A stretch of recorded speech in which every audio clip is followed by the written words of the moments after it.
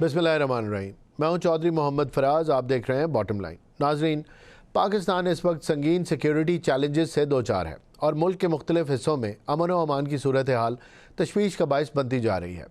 कश्मीर से लेकर बलोचिस्तान और कराची तक सिक्योरिटी फोर्सेस दहशत गर्दी और इंतशार फैलाने वाले अनासर के खिलाफ बरसरे पैकार हैं। कश्मीर में कलअदम एक्शन कमेटी की जानिब से पैदा किए गए इंतशार के दौरान रेंजर्स का एक अहलकार शहीद हो गया, जिसने एक बार फिर ये सवाल खड़ा कर दिया है कि मुल्क के अंदर अमन को सैबोटाज करने वाली कुव्वतें किस हद तक मुतहर्रिक हैं और इनके मकासद क्या हैं। दूसरी जानिब बलोचिस्तान में जारी ऑपरेशन शाबान भरपूर अंदाज में जारी है, जहाँ मज़ीद 5 दहशत गर्दों को हलाक कर दिया गया है। सिक्योरिटी ज़राए के मुताबिक ऑपरेशन के आगाज़ से अब तक 83 दहशत गर्द मारे जा चुके हैं, जबकि सिर्फ 5 जुलाई से अब तक मजमूई तौर पर 121 खारजी दहशत गर्द जहन्नुम वासिल किए जा चुके हैं। सिक्योरिटी इदारों ने इस अज़म का अयादा किया कि बलोचिस्तान में आखिरी दहशत गर्द के खात्मे तक ऑपरेशन जारी रहेगा। इधर कराची के इलाके गुलिस्तान जौहर में रेंजर्स कैंप पर होने वाले हमले में अहम पेशरफ्त सामने आई है। हमले में मुलव्वस सहूलतकारों का नेटवर्क बेनकाब कर दिया गया और हमले के मुबैना मास्टरमाइंड कारी बशीर को गिरफ्तार कर लिया गया। सिंध हुकूमत के मुताबिक 27 जून को होने वाले इस हमले में शामिल 4 दहशत गर्दों में से 3 का ताल्लुक अफ़गानिस्तान जबकि एक का ताल्लुक बाजोड़ से था, जो गुज़श्ता 20 बरस से अफ़गानिस्तान में मुकीम रहा। हुक्काम के मुताबिक दहशत गर्दों को अफ़गानिस्तान से हिदायत दी जा रही थी और इनका मकसद शहरियों को यरगमाल बना के बड़े पैमाने पर जानी नुकसान करना था। नाज़रीन, मशरिक़ वस्ता भी एक नई और ख़तरनाक कशीदगी की लपेट में आता दिखाई दे रहा है। अमरीका ने जनूबी ईरान में मुतअद्दिद फ़ज़ाई हमले किए हैं, जिनमें बंदर अब्बास, जज़ीरा कशम और साहिली इलाके सरीक के करीब फ़ौजी तनसीबात, मिसाइल और ड्रोन लॉन्चिंग साइट्स को निशाना बनाने का दावा किया गया है। दूसरी जानिब ईरान ने इन हमलों को अपनी खुद मुख्तारी की खुली खिलाफ वर्जी करार देते हुए सख्त रद्द अमल का इजहार किया है। इस दौरान अमरीकी सदर डोनाल्ड ट्रंप के इस बयान ने भी नई बहस छेड़ दी कि आबनाए हुर्मुज़ से महफूज गुजरने वाले जहाज़ों से अमरीका 20% टैक्स वसूल कर सकता है। ये बयान ऐसे वक्त पर सामने आया जब ईरान भी माजी में आबनाए हुर्मुज़ के हवाले से अपने मौक़िफ़ का इजहार करता रहा है, जिसके बायस खित्ते में जोग्राफियाई और माशी कशीदगी मज़ीद बढ़ने का खदशा पैदा हो गया है। नाज़रीन, आज के प्रोग्राम में इन तमाम अहम मौज़ूआत पे बात करने के लिए हमने दावत दी है डॉक्टर फ़रहत आसिम, डॉक्टर रिजवान नसीर और डॉक्टर तलत शब्बीर। तीनों ही मेहमान इंटरनेशनल अफेयर्स के एक्सपर्ट हैं। प्रोग्राम का बाकायदा आगाज़ करते हैं। जी डॉक्टर फ़रहत, सबसे पहले आपकी तरफ आऊँगा। पाकिस्तान में सिक्योरिटी सिचुएशन हम देख रहे हैं कि आज़ाद कश्मीर हो चाहे बलूचिस्तान हो, फिर कराची के अंदर एक बड़ी सिंक्रोनाइज्ड एफर्ट लगती है पाकिस्तान के ऊपर दहशत गर्दी मुसल्लत करने की। आप ये सारी चीज़ को किस तरह देखती हैं? क्या ऐसा मसला नज़र आ रहा है जिससे पाकिस्तान को अंडू करने की इतनी रिगरसली कोशिश की जा रही है? ये सिचुएशन किस तरफ जाएगी? रिजॉल्व तो पाकिस्तान का बहुत अच्छा है। Thank you so much. एक तो बहुत शुक्रिया, आपने मुझे प्रोग्राम में दावत दी है। सबसे इम्पोर्टेंट बात यह है कि जो ओवरऑल पाकिस्तान की सिक्योरिटी इंटरनल सिचुएशन है वो लिंक है आउटसाइड से। ऑफ कोर्स पाकिस्तान और अफगानिस्तान के बीच जो टेंशन्स चल रही थी, इस वॉर जो ईरान और यूएस के बीच थी, उससे पहले ही हमारी काफ़ी ज़्यादा टेंशन अफगानिस्तान के साथ चल रही थी। अफगान गवर्नमेंट के साथ हमारी ये कोशिश हमेशा से रही कि उनको ये पैगाम दिया जाए कि जो टेररिज्म, जो टेररिस्ट स्ट्रक्चर्स, जो टेररिज्म की जो रूट है, जड़ है, वो अफगान सॉइल बनती चली जा रही है because of the lawlessness, governance के इश्यूज हैं वहाँ पर। तो हमेशा से पाकिस्तान की कोशिश रही कि ये मैसेजेस ना सिर्फ उनको पहुँचाए जाएँ, बल्कि पाकिस्तान की ये भी कोशिश रही कि वो इंटरनली जो है ना स्टेबिलिटी की तरफ चीज़ें जाएँ।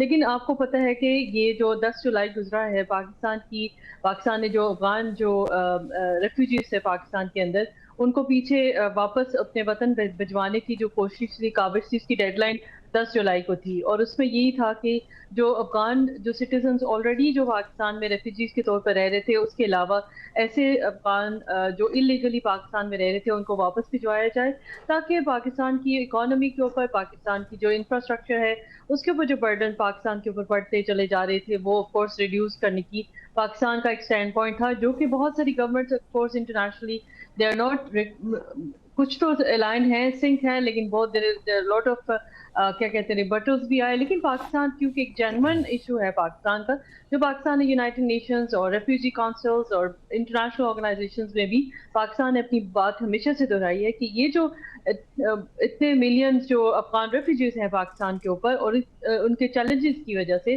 There is a lot of stress on Pakistan, on infrastructure end of course economy. This has been create बहुत सारे चैलेंजेस रहे, और ऑफ कोर्स इसने क्या किया कि पाकिस्तान की जो इकोनॉमी को जो ट्रबल आपने देखा होगा कि ओवर द टाइम पीरियड हम जो है वो उठ नहीं पाए हैं।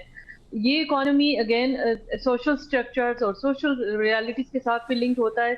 ऑफ कोर्स जो ओवरऑल पाकिस्तान की इंटरनल सिचुएशन है, पॉलिटिकल भी या सिक्योरिटी की सिचुएशन है, पाकिस्तान की मुसल्ह क़यादत और सिविलियन क़यादत मिलकर ये रिजॉल्व उनका मौजूद है कि किसी तरीके से ये स्टेबिलिटी पाकिस्तान की तरफ आए। क्योंकि जब तक सिक्योरिटी में स्टेबिलिटी नहीं आएगी, इकोनॉमी में स्टेबिलिटी नहीं आएगी, तब तक बाहर की जो इन्वेस्टमेंट्स हैं वो जी। कम ही आएंगी। ऑफ कोर्स हमारे पास इन्वेस्टमेंट्स नहीं है, लेकिन again China Pakistan economic corridor को ले लें या किसी और इन्वेस्टमेंट प्रोजेक्ट को ले लें, चैलेंजेस रहे हैं लेकिन रिजॉल्व भी साथ ही रहा है। जी बिल्कुल, आपका पॉइंट आ गया। डॉक्टर तलत शबीर, आपसे भी मोर और लेस मेरा यही सवाल है। पाकिस्तान की सिक्योरिटी सिचुएशन अचानक हमने देखा है कि बड़ा एक सर्ज आया है टेरर एक्टिविटीज़ के अंदर। पाकिस्तान एक तरफ इंटरनेशनली इंगेज्ड है, ईरान और यूएस की सुलह करवाने में काफ़ी कामयाबी हमें इंटरनेशनल फ्रंट पे मिली। साथ ही साथ एक क्रिटिसिज्म भी आ रहा है फ्रॉम विद इन पाकिस्तान के इंटरनेशनल मसले हल करवा तो रहे हैं, लेकिन अपने घर पे इतने ज़्यादा मसले साथ साथ चल रहे हैं। चाहे आज़ाद कश्मीर के अंदर कलअदम एक्शन कमेटी हो, आज भी आपको पता है एक रेंजर एहलकार शहीद हो गए, और उसके बाद बलूचिस्तान की सिचुएशन भी आपके सामने है। पाकिस्तान की सिक्योरिटी फोर्सेस के रिजॉल्व में कोई कमी नहीं है, लेकिन आपको नहीं लगता कि पहली प्रायोरिटी पाकिस्तान के अंदरूनी हालात को देनी चाहिए? क्या कहेंगे आप? शुक्रिया, आपने मुझे अपने प्रोग्राम में मदऊ किया। देखिए, ये इस वक्त जो पाकिस्तान को दरपेश चैलेंजेस हैं ये बहुत कॉम्प्लेक्स हैं जी। एक तरफ पाकिस्तान की जो इंटरनेशनल हैसियत है उसमें बहुत इजाफा हुआ, और हमारी जो डिप्लोमेसी है वो अक्रॉस द वर्ल्ड उसको माना जा रहा है, और एक बहुत बड़ा जो इस खत्ते में एक बहुत बड़ी जंग थी उसको रोकने में, और दोनों पार्टीज को जो कि गुज़श्ता कई दहाइयों से एक मुखासमत में चली आ रही थी उनको एक मेज पे बिठाया, तो एक बहुत बड़ी सफारती कामयाबी हमने समेटी। उसके साथ साथ देखिए रीजनल सिचुएशन भी है जिसमें अफगानिस्तान के हालात हैं, जिसमें इंडिया के साथ हमारा ताल्लुक है, और जिसमें ईरान की ऑफ कोर्स एक सिचुएशन है, बॉर्डर शेयर करते हैं हम ईरान के साथ, तो एक रीजनल सिचुएशन भी है।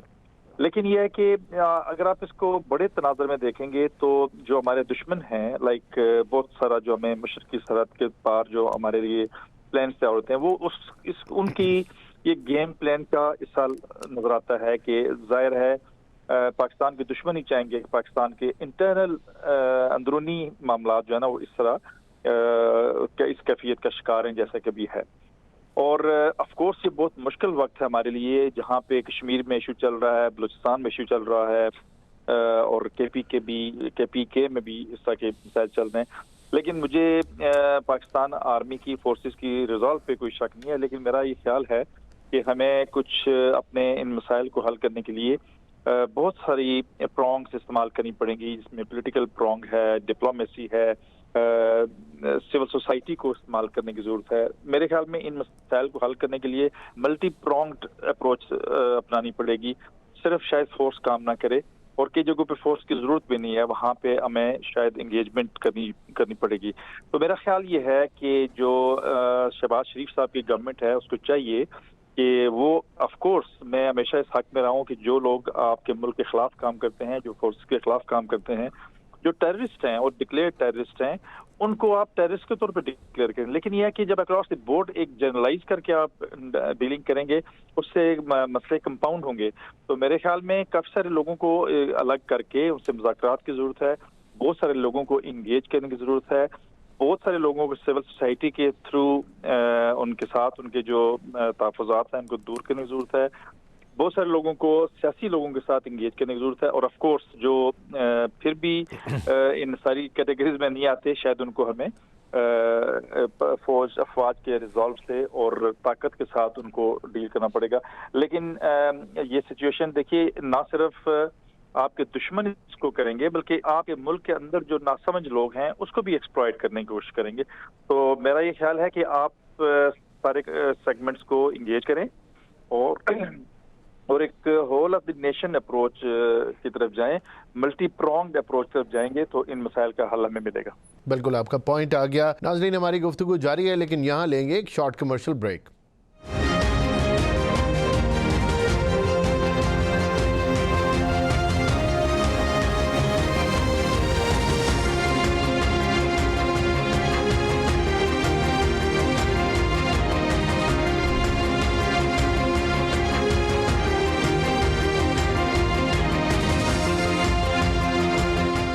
Welcome back.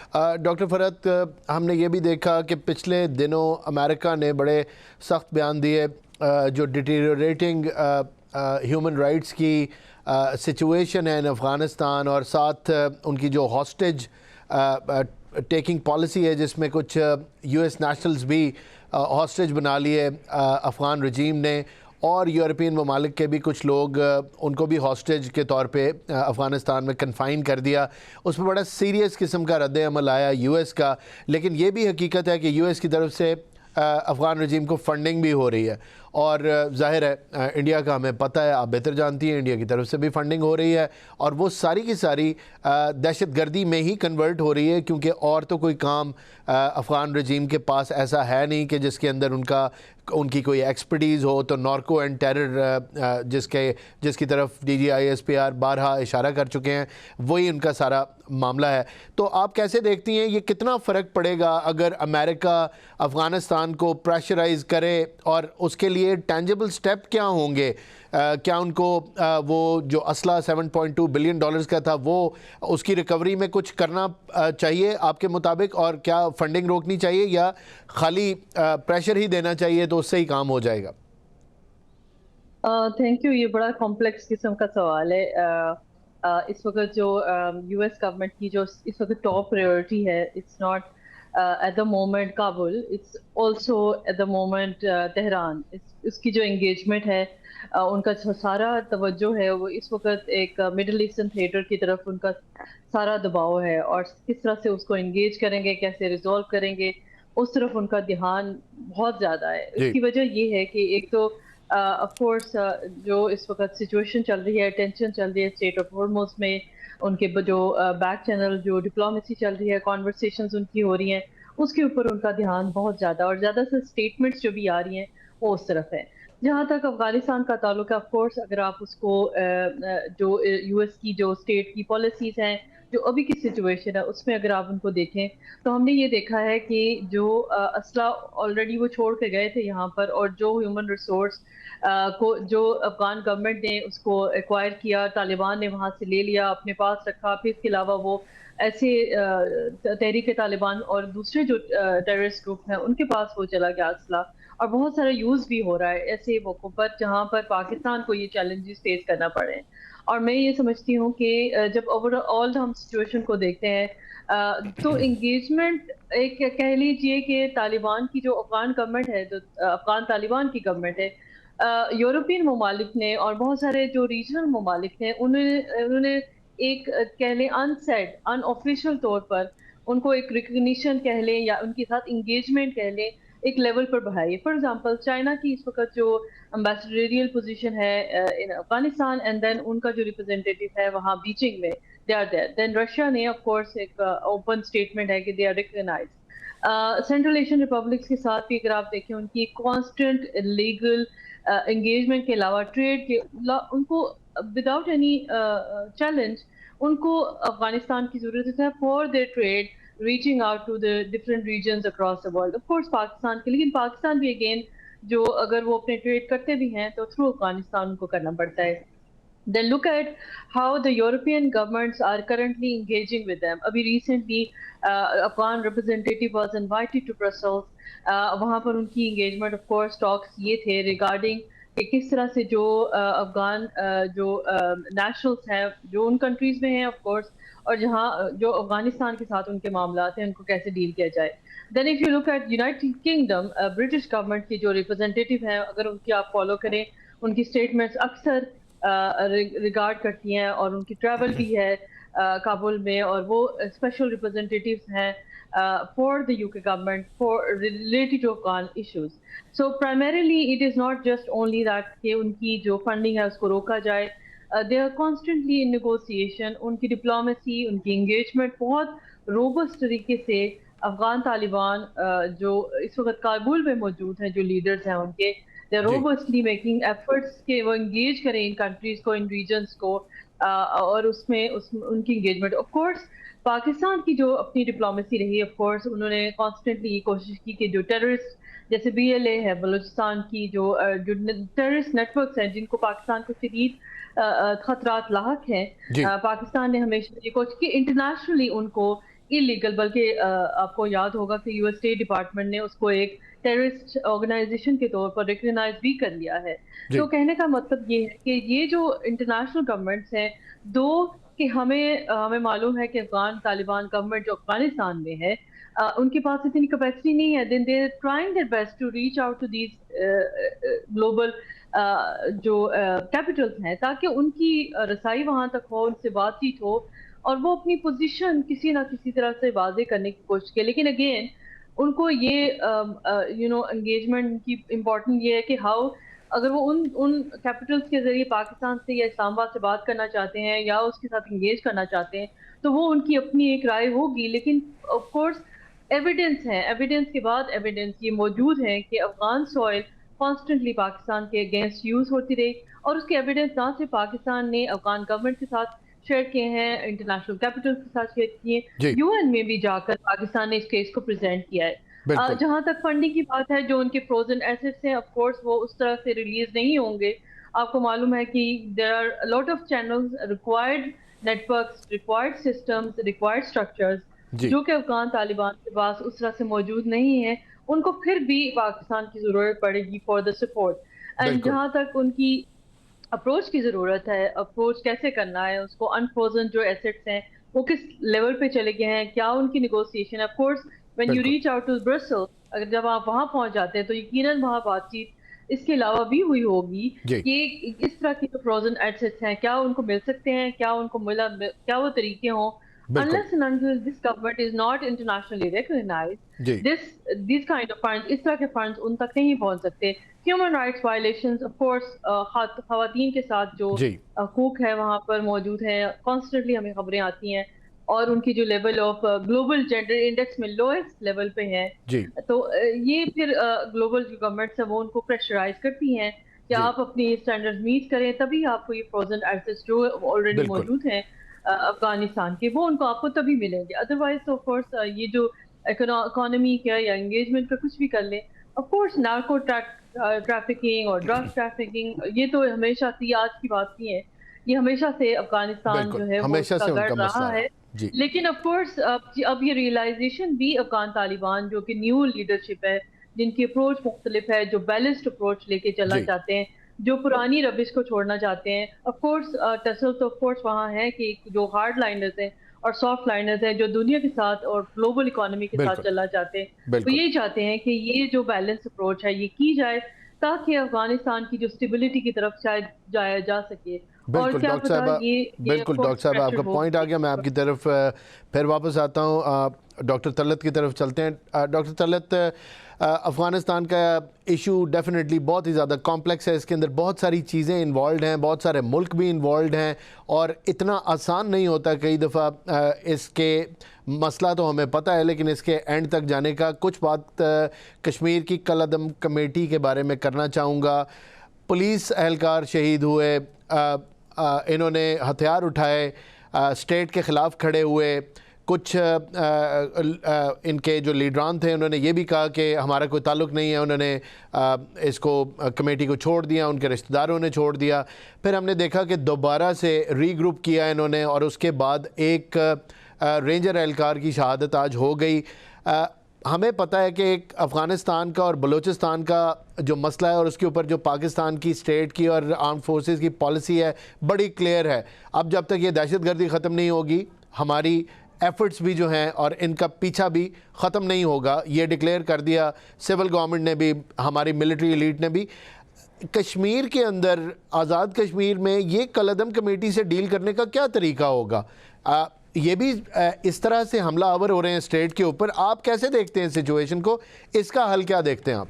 میرے خیال میں پچھلی چند دہائیوں میں اگر کشمیر کے حوالے سے اگر کوئی افسوسناک واقعہ ہو سکتا تھا جی تو وہ یہ دھرنا اور یہ جو حالات اس وقت ہیں کشمیر میں یہ ہے. ٹھیک, دیکھیے مجھے یقین ہے کہ گورنمنٹ بھی اور ملٹری جو آفیشلز ہیں ان کو بھی احساس ہے اس چیز کا کہ کشمیر کے اندر کسی قسم کا پروٹیسٹ یا دھرنا یا کوئی ایسی معاملات جس سے سچویشن میں وائلنس شامل ہو جائے وہ نہ صرف ہمارے لیے اچھا نہیں ہے, ہمارے ملک کے لیے اچھا نہیں ہے, پاکستان کے لیے اچھا نہیں ہے, بلکہ وہ کشمیر کاز کے لیے بھی اچھا نہیں ہے. اور انٹرنیشنل سطح پہ اس کو بہت بڑا ڈینٹ لگنے کا خدشہ ہے.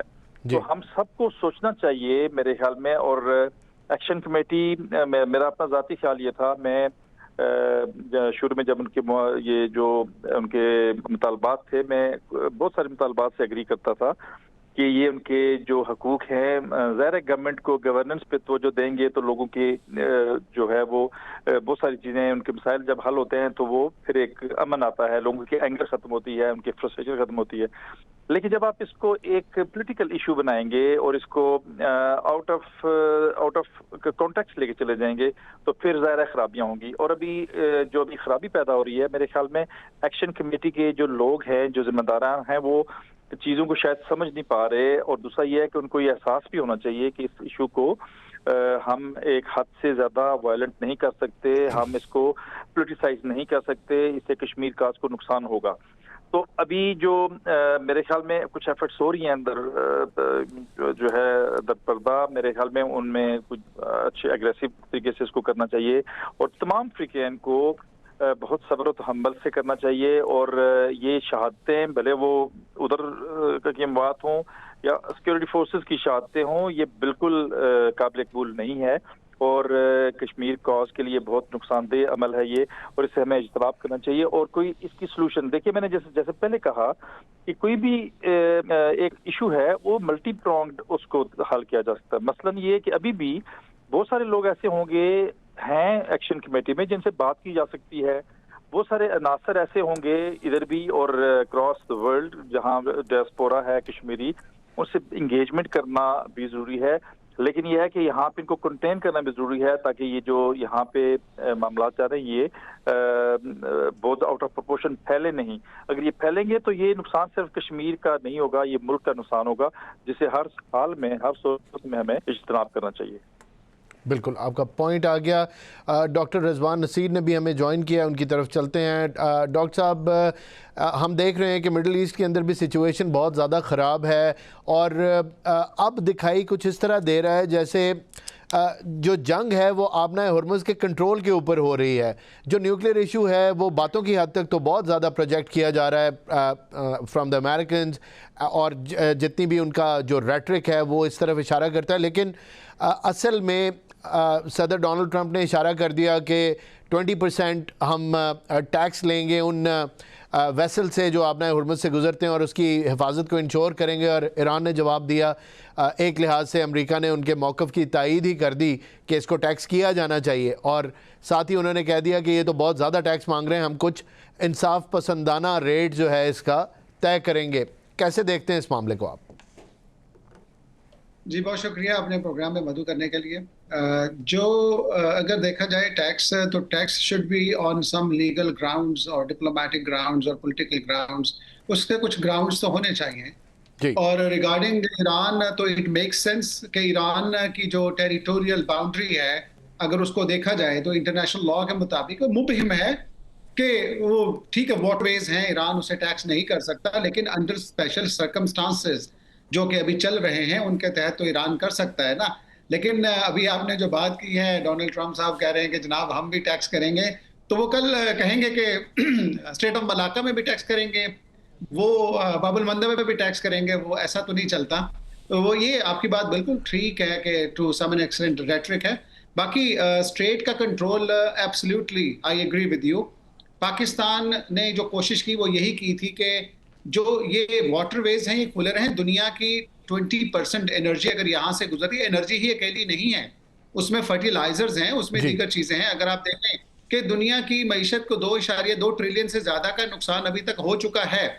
اب اگر اس کو مزید پرولونگ کیا جاتا ہے, جو کہ جنگ اس موڈ میں نظر آ رہی ہے کہ جنگ ایسکلیشن کی طرف جا رہی ہے, ایران کے دیگر شہر بندر عباس, بشر اور دیگر ابدان وغیرہ میں بھی اٹیکس کیے گئے ہیں, تو میں سمجھتا ہوں کہ اب ایران نے جو ریٹیلیشن کی ہے اس میں بھی آپ دیکھیں کہ سپر ٹینکرز کو ٹارگٹ کیا گیا, امریکہ کی ملٹری بیسز کو ٹارگٹ کیا گیا. اس کا حل آ جا کے پھر وہی نکلنا ہے, ایک رینیوڈ ریفارمڈ قسم کا MOU سائن کیا جائے گا دوبارہ سے, کیونکہ اس طرح کی جنگ کا کوئی حل نہیں ہوتا. اس کا حل یہی ہو سکتا ہے کہ دوبارہ سے بیٹھ کے بات کی جائے, دوبارہ سے کوئی گارنٹر ڈھونڈا جائے. اور میں یہ سمجھتا ہوں جس پہ ایسکلیشن ہوئی ہے وہ بھی بڑی حیرانگی کی بات ہے, وہ امریکہ کا اپنا ایک شپ بھی نہیں تھا, لیکن امریکن نے کوئکلی ریٹیلیٹ کیا کہ ہم اس کو کرنا چاہتے ہیں. تو میں سمپل یہاں پہ کلوز کروں گا کہ اس ٹائم جو جنگ چل رہی ہے اس جنگ کا آبجیکٹو ایران کا یہی ہے کہ ایران سسٹین کرے جس طرح سے وہ پہلے کر رہا تھا اپنی ٹرمز اینڈ کنڈیشن کے ساتھ. اور امریکہ کی یہ چل رہی ہے کہ امریکہ کیا پتہ اس میں کوئی اسٹریٹجک آبجیکٹو جس میں رجیم چینج جو کہ چانس نہیں ہے, نیوکلیر کا آپ نے بات کی, نیوکلیر کا بھی چانس نہیں ہے, اور صرف آ جا کے جو بچتا ہے کہ ایران کو ڈیبیلیٹیٹ کیا جا سکے, ایران کو اس چیز پہ لایا جائے کہ امریکہ کی شرطوں کو مان لیا جائے. تو میرا خیال ہے کہ جو حالات نظر آ رہے ہیں تو یہ آسانی سے ایسا نہیں ہوگا. دوبارہ سے دونوں پارٹیز بیٹھیں گی اور نظر آ جائے گا دونوں میں سے پھر پاکستان, قطر, ترکیہ یا پھر ایک تھرڈ پارٹی دوبارہ سے پش کریں گے اور دونوں کو دوبارہ سے ٹیبل پر بٹھا دیں گے. ایران, یوکرین اور رشیا کی جنگ آپ کے سامنے ہے, اگر اس کا کوئی حل نکلتا ہوتا وہ بھی آسانی سے نکل آتا. تو یہ اس سے ڈفرینٹ اس وجہ سے, اس سے پوری دنیا کے پیٹ میں تکلیف ہوگی کیونکہ واٹر ویز بند ہونے کے ساتھ انرجی بند ہو جائے گی. اور آپ نے دیکھا ہے کہ تیل کی قیمتیں دوبارہ سے چڑھ گئی ہیں, پوری دنیا کو دوبارہ سے مسئلہ ہو جائے گا. تو میں یہ سمجھتا ہوں کہ یہ ابھی سون آپ دیکھیں گے تبدیلی آ جائے گی, ڈی ایسکلیشن کی طرف جائیں گے انشاءاللہ دونوں کانفلکٹنگ پارٹیز. بالکل آپ کا پوائنٹ آ گیا. ناظرین, گفتگو کا سلسلہ جاری ہے لیکن ہم لیں گے ایک بریک.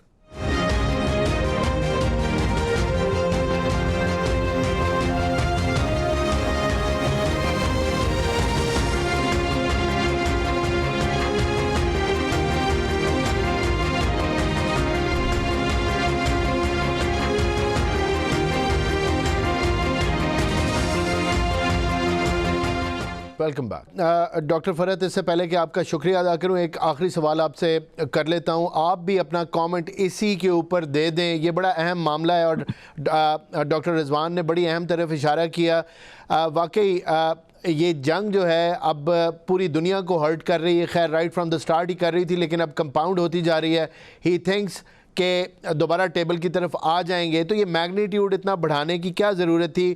ایران کیا میسج دینا چاہ رہا تھا؟ قطر کے اوپر بھی حملہ کیا, قطر نے کہا میں ثالثی نہیں کروں گا. عمان پہ بھی حملہ کیا, ایٹ دا سیم ٹائم ان کے ساتھ بیٹھ کے آبنائے ہرمز کو کنٹرول کرنے کا ایک جوائنٹ میکنزم بھی بنانا چاہتے ہیں. There is a lot of contradiction between the way Iran is dealing with things at the moment. آپ سمجھتی ہیں کہ کانٹرڈکشن نہیں ہے, ایران کو یہی کرنا چاہیے, یا کانٹرڈکشن ہے؟ میں آپ کو بڑی انٹرسٹنگ بات بتاتی ہوں. یہ جب سے وار بٹوین ایران اور US اسٹارٹ ہوئی, I been following this entire process since the day one. اور میں نے جب بھی دیکھا کہ یہ دونوں پارٹیز جب بھی کہیں اس طرح کی کوئی وار یا اٹیکس ایک دوسرے پہ کرتی ہیں, بیک چینل پہ ان کی کنٹینیوس ٹاک ہو رہی ہوتی ہے. آپ کو یاد ہوگا کہ جنیوا میں سوئٹزرلینڈ میں ان کی بات چیت ہوئی, وہاں پر انہوں نے ایگری کیا کہ ہم آپس میں بات چیت کریں گے. جیسے ہی یہ واپس آ رہے تھے اس وقت بھی اٹیکس ہو رہے تھے. Then people were asking me کہ کیا ایسے ہوگا, کیا ڈیریل ہو گیا ہے پروسیس, کیا کچھ ایسے ہوگا ہے. ٹو بی ویری آنیسٹ, اگر over all this time period میں اگر دیکھوں, یہ آف کورس 1000 دنوں کی اب کی طرف جا رہی ہے جو وار, اس کو فیبرری سے ابھی تک جو ہے نا جولائی آ گیا ہے. تو میں نے ہمیشہ یہی دیکھا ہے, یہی ٹرینڈز دیکھے ہیں کہ دونوں ہمیشہ جب بھی کچھ آپ ایک دوسرے سے منوانا چاہتے ہوتے ہیں تو تب آپ ایک دوسرے کو پریشرائز کرتے ہیں through these kind of tactics. اور ایران کبھی کرتا ہے, اینڈ دین US کی طرف سے بھی اس طرح کی چیزیں آتی ہیں, کانسٹنٹلی آ رہی ہیں. اور جب بھی مجھ سے یہ سوال کیا جاتا ہے میں ہمیشہ کہتی ہوں کہ hold on to the process, کیونکہ دونوں کے پاس اس وقت جنگ میں لوز کرنے کے لیے کچھ بھی نہیں ہے. ان دونوں کو اپنی ٹیبل پہ بیٹھنا ہے. دونوں اپنی اپنی جگہ پہ انٹرنلی انسٹیبلٹیز اتنی شدید ہیں. ٹرمپ صاحب کو بھی, ٹرمپ ایڈمنسٹریشن کو بھی جو چیلنجز ہیں, اور جو مصطفیٰ خامنہئی اور ان کی ایڈمنسٹریشن اور تہران میں جو انٹرنل پولیٹیکل سچویشن ہے, اس میں ان کے پاس اور کوئی آپشن نہیں ہے کہ یہ دونوں ایک ثالثی کے طور پر, ایک ٹیبل کے طور پر بیک چینل پہ کنٹینیوس کنورسیشنز ہیں آن سیورل امپورٹنٹ ٹرینڈس اور سیورل امپورٹنٹ ایگریمنٹس. جو ڈفرینٹ قسم کے ان کے ورکنگ گروپس ہیں, they are constantly working strait of Hormuz کے اوپر, اسٹریٹ آف ان کی جو ٹاکس ہیں on energy resources, on security issues, they are in constant communication as well. ان کی آپس کی جو کمیونیکیشن لائن تھی وہ بھی اوپن کی گئی تھی. There are pressure tactics that are regularly being used, and I believe strongly that there are trends that will be happening and moving towards that direction.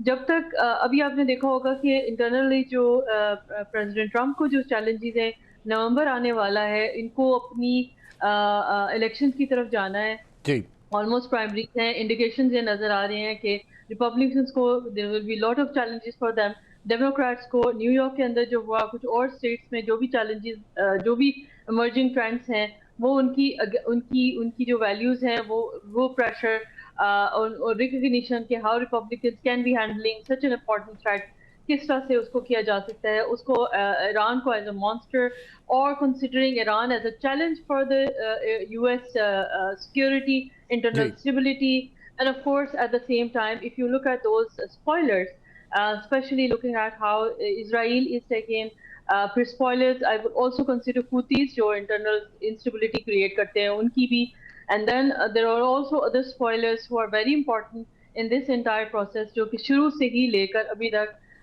based on the fact how internal political situation are there in the countries been taken. آپ نے دیکھا ہوگا کہ ابھی جو 4 جولائی کے انہوں نے جو جنازہ, جو فیونرل سروسز تھیں اپنے سپریم لیڈر کی, which was primarily based on how they were messaging, using the messages, communication ان کی strategy based تھی کہ کس طرح سے وہ دنیا کو بتا دیں کہ یہ and internally especially میں دنیا کو بتانے کے علاوہ internal جو ان کی politics ہے, internal political situation ہے ان کی جو پبلک ہے, اس کو کیسے بتانا چاہ رہے ہیں کہ yes Iran is similarly US is again similarly, وہ جو ہمیشہ نعرہ لگاتے ہیں کس طرح سے ہے. تو یہ انٹائر ڈائنامکس اگر آپ دیکھیں تو آپ کو ریئلائز ہوگا these are all the ways to gain the political situation, political power there in internally, and how they are making it make their way possible. And to be honest, as Rizwan is also saying, of course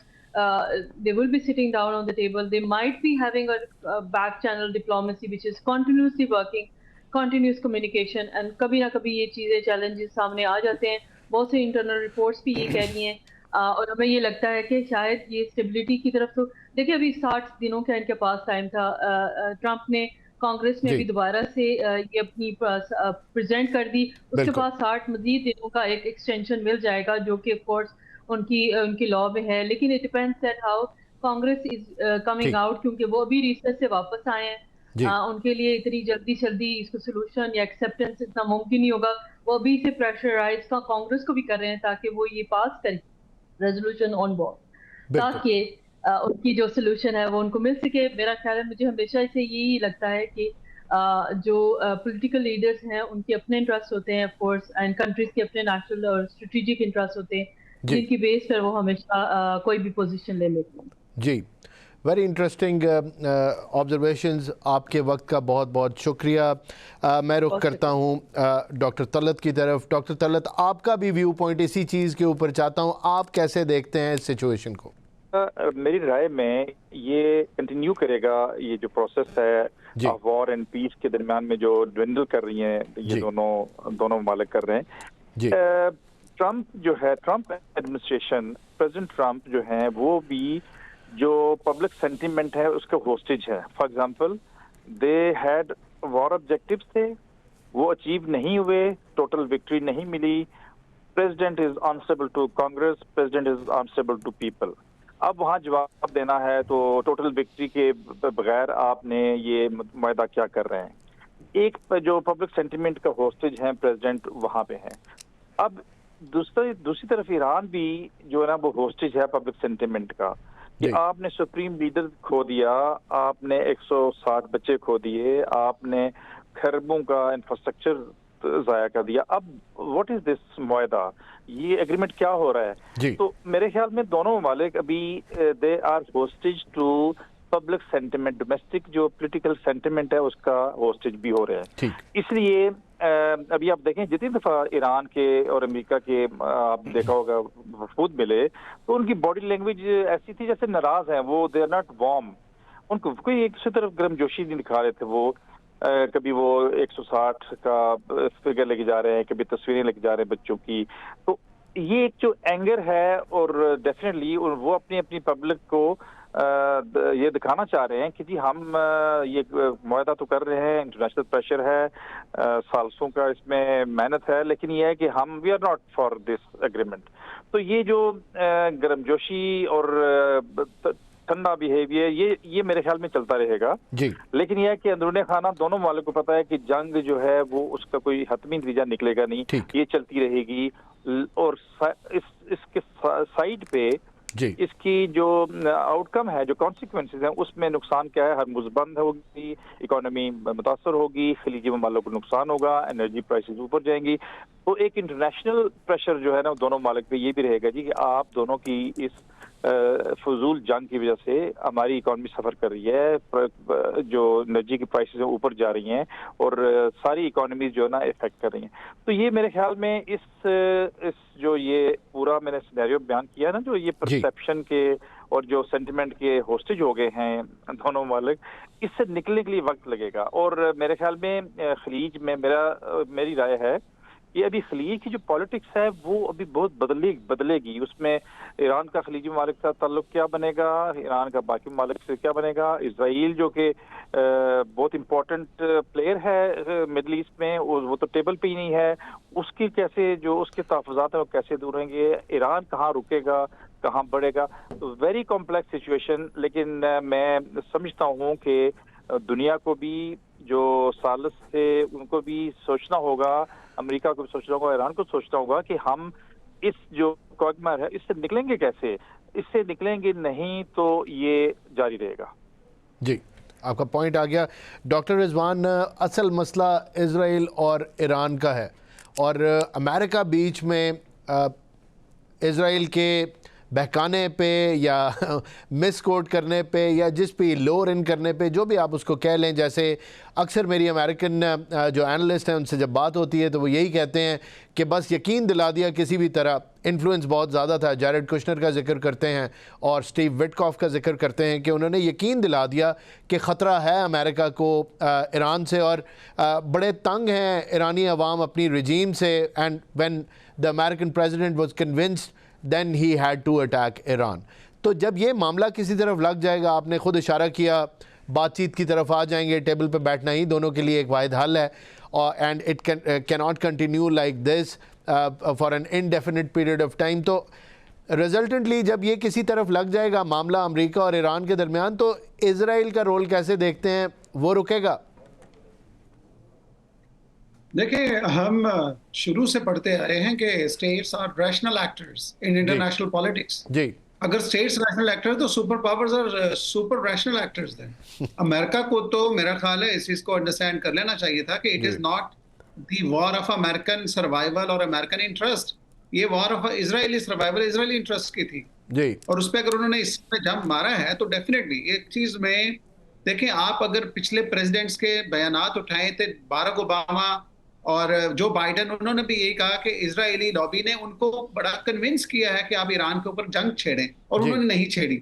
انہیں پتہ لگ گیا تھا ایپیک کو, American اسرائیل public affairs committee کو, کہ یہ واحد پریزیڈنٹ ہے جس کو ہم تھوڑا سا پنجابی میں کہتے ہیں نا ہلا شیری دے دیں گے اور یہ جمپ مارے گا, اور وہ انہوں نے ویسے ہی کیا. انہوں نے کہا کہ جناب آپ کو تو یہ زندگی میں تاریخ میں یاد رکھا جائے گا, یہ جس نے ایران کے پر کاٹ دیے. اب وہ جو اس کو کیلکولیشن دی کہ وہ ایبسلیوٹلی رانگ تھی, ویسا کچھ نہیں ہو سکا. ابھی دیکھیں دو چیزیں بڑی اہم ہیں. اب آپ نے کہا, میں سمجھتا ہوں کہ امریکہ میں جو مڈ ٹرم آ رہے ہیں اس میں ریپبلکنز کی کافی سبکی ہو جائے گی اور ڈیموکریٹس کافی حد تک कांग्रेस के ऊपर राज करेंगे। अगर ऐसा होता है तो इनकी जो रिपब्लिकन्स की पॉलिसीज हैं सारी की सारी, खैर उनमें कंटिन्यूशन तो होती है, लेकिन उसमें वाज़ेह तौर पे जो नया अमेरिकन प्रेसिडेंट आगे आएगा फ्यूचर में, वो देख लेगा, क्योंकि इनको डिसीजन मेकिंग के लिए फिर अमेरिकन प्रेसिडेंट रह जाएगा, लेकिन वो एक किस्म का बिल्कुल इनइफेक्टिव प्रेसिडेंट रहेगा, यही ट्रम्प। दूसरी बात आ जाती है कि अब इसराइल का क्या हाल है। देखिए, इसराइली बड़े आइडियोलॉग्स हैं, वो अपनी आइडियोलॉजी को लेकर के जनरेशन टू जनरेशन चल रहे हैं। 48 में शुरू हुई पहली जनरेशन, अगली जनरेशन आज खड़ी, उससे अगली आप देखें वहां जैसे एक किस्म के रेडिकल ज्यूज पैदा किए जा रहे हैं, ज़ायनिस्ट पैदा किए जा रहे हैं। उसका मकसद ये है कि उन्होंने ग्रेटर इसराइल का ख्वाब शर्मिंदा तबीर करना है जी। हमें तमाम जो इस्लामिक कॉन्फ्रेंस के लोग हैं उनको इसी से बच के रहना होगा। Expansion of Israel is likely to continue. America की पॉलिसीज मैं ये समझता हूँ प्रेशराइज करें, जो 2 बिलियन की इमदाद दी जाती है इनको, वो कहीं इस्तेमाल नहीं होती सिक्योरिटी, वो एक्सपेंशनिज्म पे इस्तेमाल हो रही है। अभी यूं है, हमारे पास पूरी दुनिया जो इस पर इस्लामिक कॉन्फ्रेंस के लोग हैं या फिर गल्फ कंट्रीज हैं, उनके पास ये चांस है कि अमेरिका को कंपेल करें कि security has a different perception. Israel को एम्पावर करना सिक्योरिटी नहीं है, सिक्योरिटी है कि तमाम को सेंस ऑफ सिक्योरिटी हो, बाकी कंट्रीज को भी। तो इसमें अमेरिका का रोल खरीदी है। ईरान को भी चाहिए कि ईरान जहां रिस्ट्रेंट दिखा सके वो दिखाए। ईरान जिस तरह जंग लड़े जा रहा है, there is a limit to that. Iran को बहुत नुकसान हो जाएगा फ्यूचर में जो वो समझ रहे नहीं हो सकता। तो ईरान इज मोर वल्नरेबल। उनका रियाल कहाँ पे खड़ा हो गया, उनके इंटरनल चैलेंजेस कहाँ पे चले गए, उनके लोग कितने अनहैप्पी हैं, उनका इंटरनेशनल इंटीग्रेशन कितनी खराब हो चुकी है सारी की सारी। तो मैं ये समझता हूँ कि it's a loose loose situation for American Iran and a win win situation for Israel. तो इन दोनों पार्टीज को दोबारा बैठना पड़ेगा, दोबारा डिसाइड करना पड़ेगा, और म्यूचुअली जो पहले MOU पाकिस्तान ने मदद की है, दीगर ममालिक ने की है, दोबारा से उसको रिडिफाइन कर लें आप। लेकिन वंस अगेन कि इसका हल सिर्फ सफारतकारी है, जंग इसका हल हरगिज नहीं है। बिल्कुल आपका पॉइंट आ गया। अमेरिका को रियलाइज़ करना पड़ेगा एज अ सुपर पावर और ईरान को रिस्ट्रेंट दिखाना पड़ेगा। नाज़रीन, आपने गुफ्तगू सुनी। अपने मोअज़्ज़ज़ मेहमानों का शुक्रिया अदा करता हूँ। प्रोग्राम का वक्त ख़त्म हो, मुझे इजाज़त दीजिए। कल आपकी खिदमत में फिर हाज़िर होऊंगा। अल्लाह हाफ़िज़।